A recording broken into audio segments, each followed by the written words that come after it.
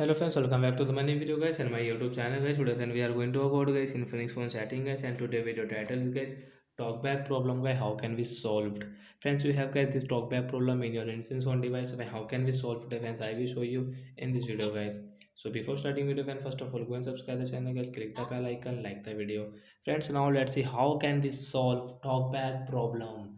Friends, you will have to on guys your phone setting with double tap. So by one tap on phone setting guys, and then double tap on your phone setting, and guys you can see guys your phone special function guys, scroll it and see special function guys. You will have to on a special function setting guys, one tap and get double tap to continue. Accessibility setting guys, we will tap here guys. Talk back guys, we will tap here. As you can see talk back guys, tap here, one tap guys and double tap, again one tap and get double tap to solve. Friends, now you can see guys talkback problem has solved. Friends, you can use your phone without any talkback problem easily guys. You can operate your phone with your one finger guys, you can check. So that's it guys, thanks for watching the video guys. I hope friends you understood how to solve talkback problems. Bye guys.